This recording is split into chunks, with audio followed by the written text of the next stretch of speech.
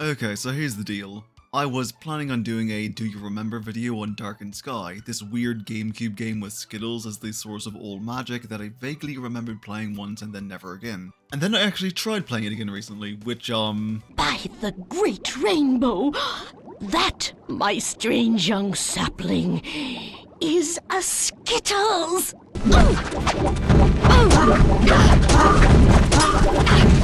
Drac, I have a feeling we're not in Linlora anymore. Sky, I have a feeling we should have packed some serious lunch.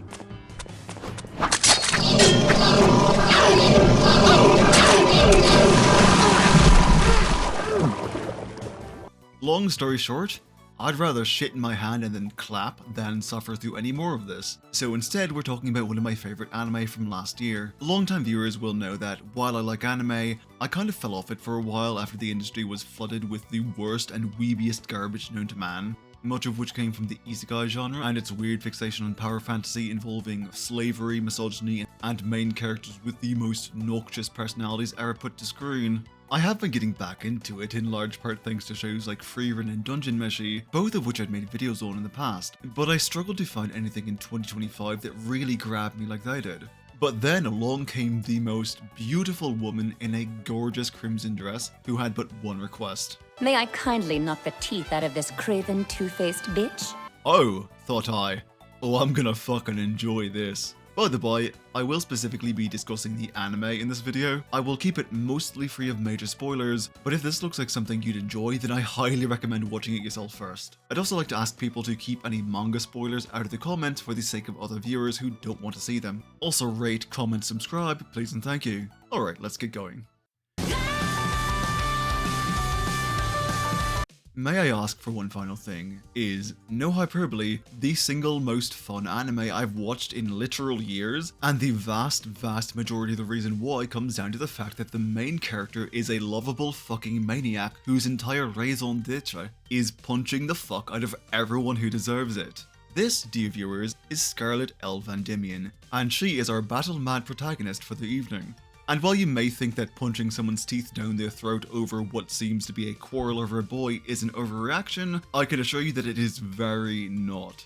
See, the pathetic man cowering behind the craven two-faced bitch is Kyle von Palestine, younger brother to the Crown Prince of the Kingdom of Palestine and, up until literally moments ago, Scarlett's arranged fiancé, and he'd just publicly called off their engagement in front of half the country's nobility in favour of marrying Pinky here, all while spewing a colourful array of slanderous lies about Scarlett herself. And I should probably mention this is literally the first time Scarlett has ever seen this woman in her life, despite most of the lies pertaining to her supposed abuse of the girl. May I ask for one final thing is a story of dispensing justice with the business end of a closed fist, as our dear beloved Scarlett, now free of any obligation to hold herself back, proceeds to beat the absolute shit out of everyone in the room, and then spends the rest of the series fighting corruption the only way she knows how, with admirable, violent gusto. Behave yourself, please. Scarlett is a very different kind of protagonist from your usual stock anime heroine, as her greatest joy in life is the whooping of all those who deserve it. For as long as I can remember, there was nothing I loved more than kicking ass. She's basically what would happen if you put an action girl in a political thriller, and she is absolutely ruthless in her dispensing of fist-based retributive justice, as throughout the series, she cleans the clock of corrupt nobles, enemy combatants, invading monsters, black-hearted slavers, and random street thugs who made the mistake of trying to mug her, all while enjoying herself so much the radiance of her smile could provide solar power to a small island nation, and also while being both serenely proper and hilariously battle-horny. You did have a reason, right, Scarlett? I was subjected to constant mistreatment by these reprobates, the likes of which I dare not speak. And rather than demonstrating any trace of remorse, they proceeded to insult me in a manner most arrogant. I was forced to take punitive measures. You can drop the formalities. They pissed me off, so I beat the living shit out of them. Within the framing of the story, there are two things that make Scarlett work so well as a hero despite her violent tendencies. The first is that we're allowed to see what pushed her to the point of clobbering an entire ballroom, and the second is her innate sense of righteousness. That first point is actually covered entirely within the first episode, as most of it is actually spent displaying exactly what caused the buildup of anger that led to her explosion. 10 years of buildup actually, starting with her betrothal to Kyle and the non-stop abuse he inflicted upon her, since he's a petulant little shithead and men like that take every opportunity they can to flex what little power they have over others because it makes their balls feel big. Obviously, Scarlet had nothing to actually fear from him since she's a one-woman army by the time she's 13, but she's trapped by societal and familial obligation, and forced to put up with a little bastard, so she maintains an icy countenance and deals with him for years until the moment of outburst. She also has to deal with the microaggressions of her tutors and a few other related challenges, but I'll come back to that. What's important is that Scarlet has endured a great deal of infuriating nonsense, and thus has completely earned the right to go apeshit. Are we clear? In contrast, the second point is repeatedly reinforced throughout the season. Scarlet may love serving up a lovely selection of knuckle sandwiches, but she's far from indiscriminate in her bludgeoning. She reserves her fist for people who truly deserve it, and refuses to harm those who don't. Hell, one of the first things she does during the ballroom scene is put the guards to sleep, since they don't deserve to be maimed just for showing up to do their job. Scarlet is actually a very kind and very noble person, freeing slaves, defending the weak, and even pretending to fall for an impoverished little boy's lie that he was selling mithril just so she could have an excuse to give him a gold coin. And when she learns that a group of thugs mugged him for it, she does this right before she breaks every bone in their body. We ought to thank the kid who told us about these rich idiots. I'm sure it mean a lot coming from the guy who beat him up and stole his money. What scumbags. Just think of it as payment for his lesson. I taught him that the weak are just prey for the strong here in the slums. Thanks to their annoying prattle, I went and broke my precious mithril. I suppose I'll have to find that boy and buy a new one. These are not the actions of a villainess, though she does often give that impression considering all the hurtful nicknames she receives and how she responds. Men of your pedigree should know it's rude to call a delicate flower such as I a she-devil. It's terribly hurtful, even. She thinks she's a delicate flower. You leave me no choice. I shall have to mend my poor broken heart through violence. Quickly, I'm in need of comfort. You, get over here! Oh yeah, that's the other thing that makes Scarlet work so well. The woman is an absolute laugh riot from start to finish, delivering some of the funniest fucking lines with either infectious glee or the most exquisite deadpan I've ever heard. Morgan Larray did a fantastic job on this. I mean, just listen to some of these lines. If struck hard enough, even the plumpest pigs can fly. Don't you see, Prince Julius? Violence is the answer to the very trickiest of pickles. I beat up those who annoy me. It's what any proper lady should do. You are perfection. I have fallen for you instantly. Now marry me. Not a rat's chance in hell, sir. May I borrow this, please? No. But of course, none of this would be possible if it weren't for the show's brilliant supporting cast to lift her up. So let's get into them for a little bit, shall we? Despite mainly being the Scarlet Elvandimian beatdown power hour, May I Ask for One Final Thing does have a very strong supporting cast of extremely fun characters. And what I really like is that despite how good they are on their own, their role in the narrative tends to fall into one of three different categories. Being someone for Scarlet to punch, facilitating the journey to the next punching victim, or reacting in a hilariously appropriate way to the fact that Scarlet just punched someone. I'm going to stick to the main-ish cast for this video and just give short summaries for spoiler abating reasons, but believe me when I tell you that even the minorest of characters can genuinely be relied on to provide some measure of comedy or catharsis to whatever scene they're slotted into. And it all works to make the narrative loop of the show particularly satisfying to watch as Scarlet sets her sights on a future victim, punches them into orbit, and then banters with her allies as they marvel over just how much of a fucking maniac she is. It's great. 10 out of 10 winning formula. The best place to start is probably Leonardo, Scarlet's older brother and very responsible owner of a stomach ulcer. Leo plays the very important role of straight man to Scarlet's antics and thus tends to suffer the most for all her fun. Hello, Leonardo. Good morning. Wake up after 3 long days and the first thing you do is punch our maid. What makes Leo himself so much fun is his preoccupation with Scarlet and the family's image, as he's worried that she'll go unmarried if she continues to act the way she does, something she really couldn't care less about, and doesn't even bother to hide after the bloody ballroom incident. My apologies. I know I shouldn't have been so reckless that evening. I truly hope that you can forgive me. Of course. Just swear to me you'll never do it again. Not a chance in hell. At least pretend to give it a moment's thought! He's also worried that she might get hurt, though this is due to his completely delusional belief that his sister is a delicate flower that needs to be protected. Despite all this though, Leo genuinely does care for his sister a great deal, and she 100% returns the affection. It's implied that his wish for her to be able to be married was the entire reason she controlled herself during her engagement to Prince Kyle at all, and it's also implied that he was unaware of her abuse at her fiance's hand, since in the manga he's been shown to socially destroy people who criticize and mock her, and has even punched a few of them in the gut before demanding they apologize. There's a very tangible love between them that's honestly really sweet, even if he does get a little angry at her now and then. The Palmian disciples said something interesting when we had them tied up. The Silverhand Devil will kill us all! She'll keep us alive as a personal punching bag! Don't let us be jammed into the wall like avant-garde decor! Goodness. It seems devils truly walk among us. How frightful.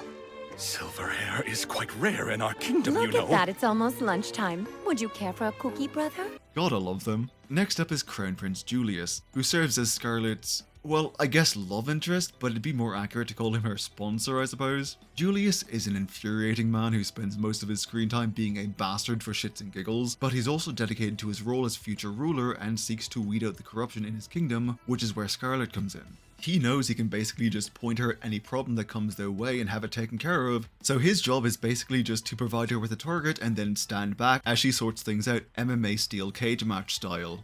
He also finds her to be very entertaining, having developed something of a crush on her when he was younger and kept an eye on her since, and he takes full joy in seeing her finally cut loose and tear a bunch of nobles a new asshole, including his shitty little brother. Well, you've shown your true colors at last! Since the day we first met, I've been wondering when you might unleash those fists of yours. Scarlet really doesn't like Julius very much though. Actually, I won't mince words. She hates his fucking guts and finds him infuriating, since he enjoys toying with her and her feelings. But he's also the crown prince, so she's obligated to protect him and help him keep the kingdom safe. Julius was actually a massive point of frustration for Scarlet in school, as her tutors would always find the tiniest nitpicks to keep from giving her a perfect score, but gave him one anyway, which is implied to be because he's more important than her, and also because she's a woman. His replacing her at the top was something she took so personally that she redoubled her efforts and forced her way back to number 1. Though it's implied that she only got there because he held back, and you know, I just don't buy that. Whatever, the point is that he's annoying and she'd very much like to punch his lights out. I'll come back to the romance subplot thing later, but for now just know that Julius is my least favorite character. Yes, I like him even less than Terranetza. That finally brings us to Nonika, Scarlet's servant, kind of. Nonika is a beastkin and a former slave who was sent to assassinate Scarlet after she punched the Duke's son during her ballroom rampage, though that doesn't exactly work out.